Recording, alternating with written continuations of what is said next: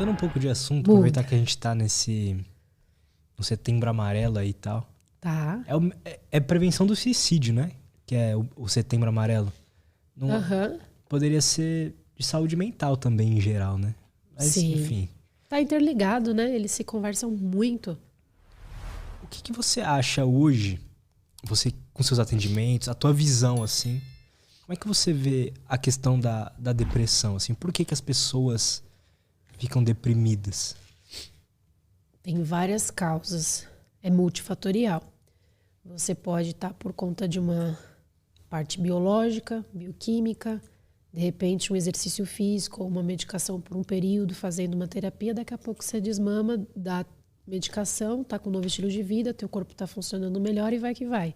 Pode ser uma questão emocional, mental, uma questão social, pode ser tudo isso e muito mais. Cada caso é um caso. A pessoa ela vai precisar olhar para o caso dela, ir para um profissional, às vezes até 2, 3, nutricionista, psicólogo, psiquiatra, personal trainer, e olhar para todas as áreas da vida dela, porque uma área conversa com a outra. Talvez em algum momento ela descuidou e o corpo gritou. Ou às vezes é uma questão de insônia, porque é uma questão financeira. Uma questão vai puxando a outra. E a pessoa com depressão, ela não tem que se sentir no sentido de doente ou chamar a pessoa de doente. Eu acho isso muito pesado, ainda que ela realmente esteja sem saúde naquele momento. Mas ela é um ser humano, ainda que ela esteja passando por isso. Essa é a minha visão. Ela é um ser humano que tem potencialidades. Então, ainda que ela esteja sofrendo aquilo, um transtorno de ansiedade ou etc., o que ela tem de recurso que não foi afetado, que ela pode usar em favor dela para ter a coragem de voltar ali a sair da cama ou de tomar força. É diferente de uma gripe. Eu tô aqui resfriadinha hoje, certo? Beleza. O que a gente faz muitas vezes quando a gente está resfriado, né? Existe uma diferença entre Covid, resfriado, gripe, papá. O que a gente faz? Quando a gente está resfriado, a gente muitas vezes repousa e isso colabora com a nossa saúde. No caso da depressão, se você ficar toda hora deitado numa cama e procrastinando e dizendo não para as coisas, porque você não tem vontade, você perde a libido, você perde a vontade de coisas comuns, você vai estar piorando e não melhorando. É diferente. Mas também não dá para você forçar, porque a pessoa ela não tá legal. Então ela vai precisar ser maleável e vai precisar passar por esse processo. Hoje eu vou dormir, cara, não vou sair da cama e tal. Isso é difícil, né? Essa questão da depressão. Às vezes eu converso com algumas pessoas que têm... que tem, por exemplo, um amigo meu que tem a esposa dele tá com depressão. Tá. E aí a gente conversa bastante disso junto, né? Um cara lá do Gil. E é difícil, e ele me pergunta e fala, cara, eu não consigo te ajudar. Eu vou te falar, assim, a minha visão sobre, que é básica, mas a terapia é o principal. Mas é que existe é difícil alguém próximo que você ama muito tá daquela forma, porque é o que você falou. Não dá pra você forçar a pessoa a se movimentar, só que ao mesmo tempo, se ela não se movimentar, ela tá ferrada. Entende? Quando eu falo movimento, assim, não só o movimento físico mesmo, mas buscar ajuda e tudo mais. Então, é uma questão muito complicada. E tem graus.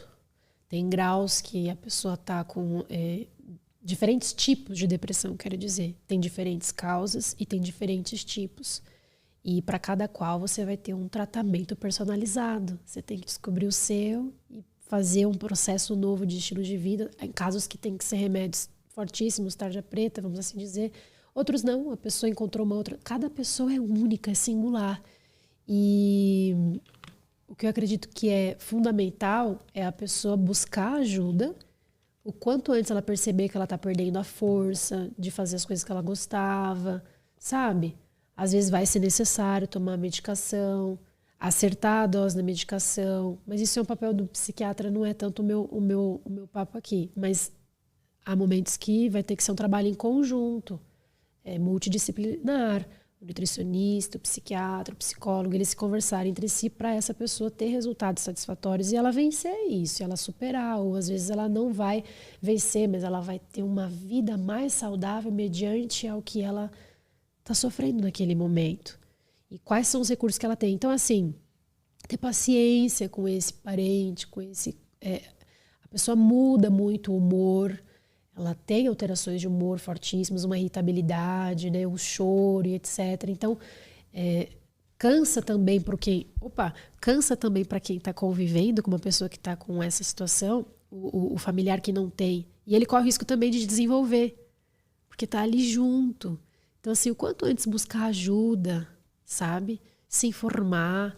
E assim, existem alguns remédios naturais que colaboram muito para a nossa saúde, pensando que boa parte das doenças elas têm uma causa ou uma ligação com o nosso emocional, com as nossas crenças, a parte genética. Cada caso é um caso.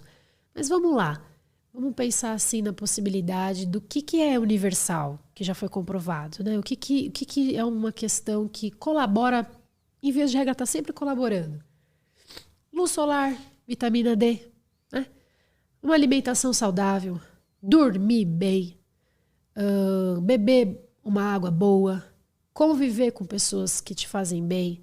Se você tem uma fé, pratica essa fé. Ou se você não tem uma fé, uma boa meditação, sabe? Algo que te sirva para você cuidar também da sua mente, uma coisa de repente mais transcendental. Ou não, você se respeita, né? Você tem que se respeitar.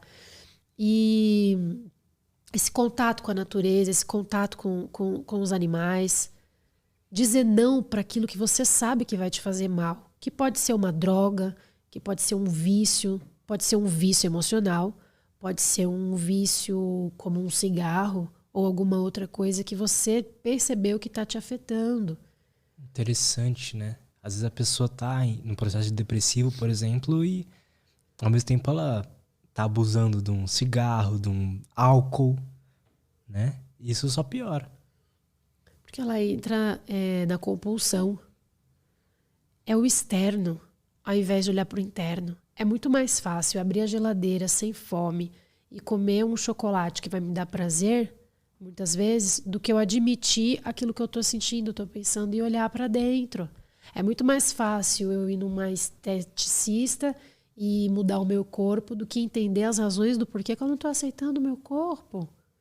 Da onde está vindo essas influências? Interessante isso. É muito mais fácil a gente olhar para o externo do que olhar para o interno. Porque o externo está visível e me dá dopamina. Eu tenho muitos ganhos com o externo.